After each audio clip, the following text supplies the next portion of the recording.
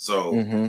he's talking about creating scarcity, the idea, and not just the idea, but the environment of scarcity among people who are dependent upon you.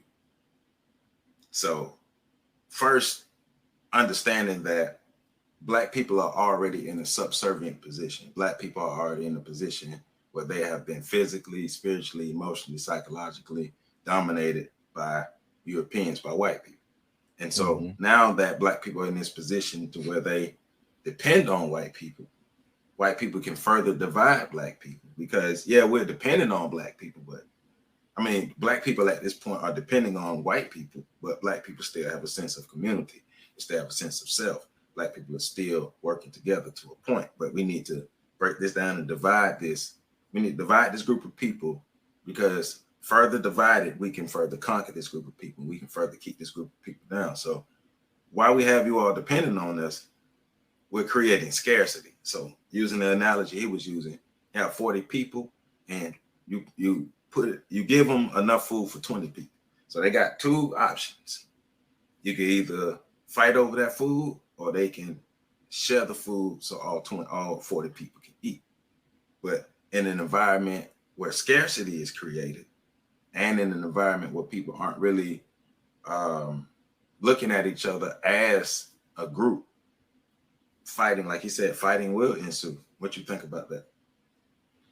No, I mean we seen it play out, in concept and in practice, and with regards to food and other things. We were talking about food deserts a Yeah. couple of years back on the Freedom Train.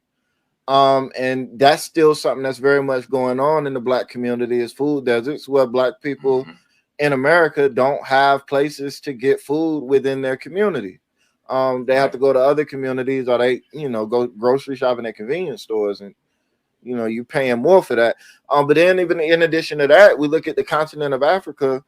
There's a food shortage going on right now, because the continent imports most of its food from outside sources. Two of the largest being Russia and Ukraine, who are engaged in a war right now.